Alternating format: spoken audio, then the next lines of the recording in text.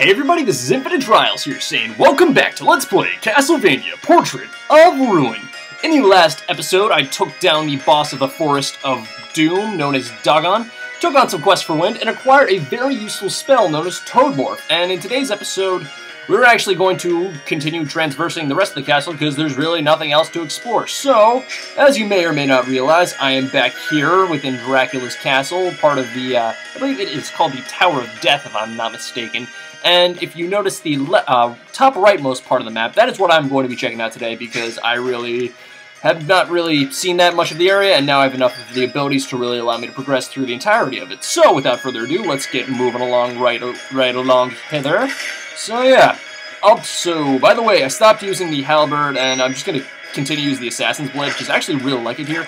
But one of the most annoying things you'll find about this area is these freaking Medusa heads, because they really just like to populate the area. It's just a barrel of laughs. But before going through that room right there's actually a spell. I don't know if you saw that right above in the top right area of this room. So the first thing we're going to do is, of course, check out this portion right here and acquire Tempest. Quite possibly one of the best, if not the best spell in the entire game. Pretty much the way Tempest works is it will summon an entire windstorm that will pretty much bury you from create a barrier that will shield you from most enemy onslaughts. It's slash attribute just like Gale Force, and oh, it's just sublime. Oh man, but getting out of this portion can be a massive pain in the tuchus, so if I manage to die here, I will be most disappointed with myself, but thankfully I do not, so coolio. Now then, as you may notice, again, going back into this room here, now that we've gotten that item, actually, wait, you know what, hold on, before going through there, I just realized I missed another part of the room, so I'm a derp, so yes, give me a sec. So right here, we can go through, there's this room right here, which is very loud with fire, and we can't go through there just yet. I figured I'd just show that off for later on, because I'm an idiot, and yeah, just in case if you're wondering why I didn't go that way, there's your reason. Okay, now then, so switching back over to Charlotte, gonna get the Toadmorph going right here, because I'm gonna need that to pretty much get through this pathway, because if you don't have Toadmorph, you really won't be able to do anything else, so I'm just gonna nullify that real quick. And then take on this Killer Doll, which I don't know why I'm wasting my time with that thing, because I really don't need to do anything. Ow, okay, hold on, I need to use an item. I have no items. Okay, I might have to remedy that. I'm gonna have to go back and remedy that in case I die, so hopefully that will not happen, I hope. I don't know, there are a lot of spikes in this area, which, I don't know if you guys are familiar with the infamous spikes within the Castlevania franchise, but spikes do a lot of damage. A lot. So, yeah, you definitely don't want to be falling into those. And also, if you see it down below there with that orange moveset, you'll see it's different from the others. Yeah, if you get touched by that thing, you will turn to stone. You do not want that to happen to you, because if you happen to be on one of these right here, and you get touched, and you start falling down, and you land in the spikes, you will be in for a world of hurt, and you will most likely get a game over, because I have had that happen to me all too many times, and that was a close one right there. Okay. Oh, God. Okay, I might need to get some health items. Oh, thank God, of the life up. There we go. I will gladly take that. Thank you very much. Oh my goodness, there is so many freaking... Wait, I have Shuriken. Why don't I just... Yeah, there we go. Okay, there we go. I'm just gonna duck under here. Yeah, this part can be kind of a pain in the tuchus, just so you know. I don't really like taking it down too much, but right there we just got another spell for Charlotte right there, Thunderbolt, which is actually a lightning elemental attributed spell, so that's pretty cool, actually. Oh crap! Whoops! I forgot to put Tempest back on Charlotte. I am an idiot. Okay, but Thunderbolt's actually a really good spell in my opinion. You don't have to rely on what is it? Crap! Why am I? You don't have to rely on Holy Lightning to be dealing with electrical attacks anymore. You actually have a pretty reliable spell in my opinion. This is I really like the spell Charlotte gets in this area. I don't know about anybody else who's played this game, but I really enjoy it. But here we have another staple in the Castlevania franchise, Gaimon, or Belphegor, or whatever people like to refer to it as. Now, if you happen to deal enough damage to that guy, he will eventually start to change forms and become more powerful, and you don't want that to happen to you. I mean, just common sense right there. But if I'm not mistaken, which I'm not, there's another actually staple of the Castlevania franchise right here, who's actually known for being partnered with Gaimon. I completely blanked out on that guy's name. Slagra. Another staple in the Castlevania franchise, who is normally paired off with Gaiden / Belphegor, or whatever you feel like calling it. Yeah, they're actually some of my favorite. I mean, I don't know. I guess the novelty makes them one of my favorite enemies in the game, not really just the way I fight them. And I do like their design, though. I think that's pretty cool.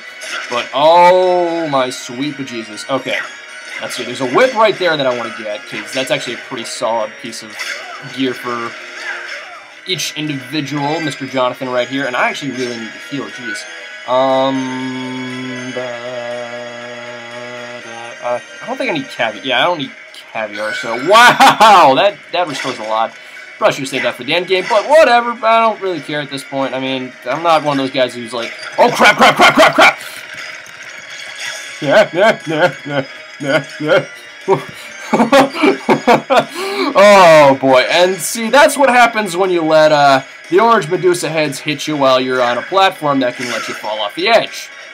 So yeah, there's that bullshit in action, which I really absolutely despise about them. In any case, one of these imps. Now, I believe if you let the imps touch you in any way, shape, or form, you can sometimes, they'll send you in a frenzy that'll like launch you forward. Should I just... Come on. How do I... No, crap, wrong. Meant to use Holy Lightning, that way I could just deal with them just like so. But this guy is being... You, sir, are being an anus, okay? You, sir, are being quite a pain. There we go. Okay, now you're down for the count. That's very good. Very good, very good.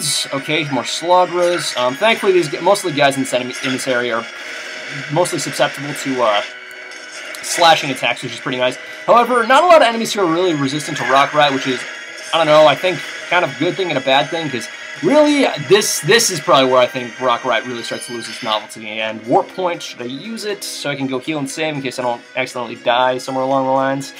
Yes, I will. So give me a second, and I will return to discuss that thought I had earlier. Okie doke, so I'm back and raring to go. Now, as I was saying before, pretty much, I'd like to say, actually, you know how I said earlier back in the Forest of Doom where Rock Ride really just lost a lot of its novelty? Well, I don't know. I think actually Rock Ride is actually pretty useful. It's still pretty useful in, what's it called? In the Forest of Doom.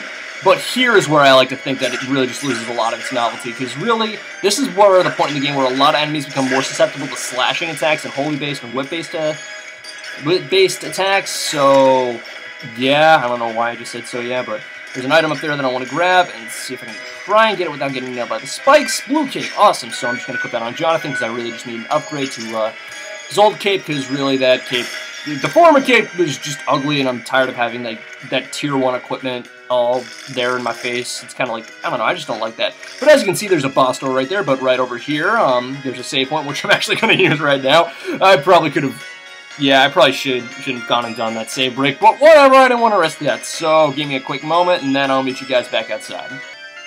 Alrighty then, let's get going on and go through this door. So let's see what's inside, shall we? Hey! That look you have. I'm assuming you've run into Broader. That's none of your business. You won't escape this time. You do realize there's no connection between myself and Broader, don't you? And yet you still challenge me. If my research is correct, you have a strong desire to see Dracula revived, correct? Brilliant writing there, guys. Brilliant. Even if you're not working with Broader, you still have to be defeated. Challenging me, though you can't use the wit. How utterly absurd. But I'll play with you anyway. That's right, guys. It is best time against Death. And let me just say, in this game, Death is pretty notorious for being a pretty hard boss in general in the Castlevania franchise. But in this game especially, Death is a bitch. Literally. This guy is not fun. Actually, no, he's not fun. He's actually one of my favorite bosses in the game, but he is very tricky to deal with. But he has an interesting... I don't know, something about this fight is both fun and frustrating at the same time, I guess. Now, I highly recommend you keep using Tempest during this fight, because it's a great way to block those tiny little sickles that are flying around here. And if you see this attack right here, dodge it at all costs if you can, because if you get caught by any one of those, like I just did, crap, you might be royally screwed in the anus. Come on, okay, thank you, thank God. Whew. Oh, no. Yeah, if you get caught in that, you consider yourself pretty much screwed, because it's, like, definitely pretty much hits you with a range of attacks that'll pretty much kill you off. or almost get you near death range. Death. But yeah. Now this attack here is probably one of the easiest moves to dodge, and probably the most common move we'll use. In my opinion, it's really not that bad. Okay, let's see if I can actually get the Tempest off. It's really not that bad. You just got to make sure you get out of the way of the sight's rotational pattern, and it is a little confusing to keep track of. And wow, I'm low on health. I don't know. It's tricky but fun, I guess, is what I'm trying to get across here. And I really should not do that. Now, as you also see, when he switches between his black and gray cloak, it pretty much means you have to switch to a certain character. Now, when he switches into this like whitish gray cloak you see right here, it means that you can only really damage him using Jonathan's attacks and abilities. Whereas if you saw in like his black cloak when he first started off the match, you have to use Charlotte's spells and her attacks because she's going to be more effective in that part of the fight. Now, normally when Death's in his whatchamacallit phase, the white cloak phase, it can be rather frustrating because you have to get in close and personal. Thankfully, though, I have Shuriken all mastered out, so at least I'm going to be able to get some good range on this floating attack. And, yeah. But thankfully, though, when you get into, oh, cool, I finished him. But yeah, as I said, once you get him into the whole, blackish purple cloak with Tempest, it's pretty much easy pickings. Now then. Oh, how can someone like you possess such amazing powers? I may not have the whip's powers, but I can still kick your ass. Booyah! I underestimated you. Still, I have my reasons for holding back. Is that your excuse? How typical. Now rein yourself to your fate. Now, no limits to your power. You still have a task to perform. So for now, I will take my leave. Holy crap, that was actually pretty close. Damn it, he ran away. Say, what do you suppose Death meant when he said we still have a task to perform? Forget it. We can take on anyone, no problem. How can you always be so confident? I just like to think positive, that's all. Look, stop worrying so much and stay focused on what we have to do. Defeat Death and Brother. Got it? Okay. Worrying only makes things worse than they really are, right? You got it. And with that, ladies and gentlemen, we have effectively taken down Death. But what lies ahead for us in the remainder of Dracula's castle? Find out next time on Let's Play Castlevania Portrait of Ruin. This is Infinite Trials here saying rate, comment, sub, peace out, yo, and have a good one.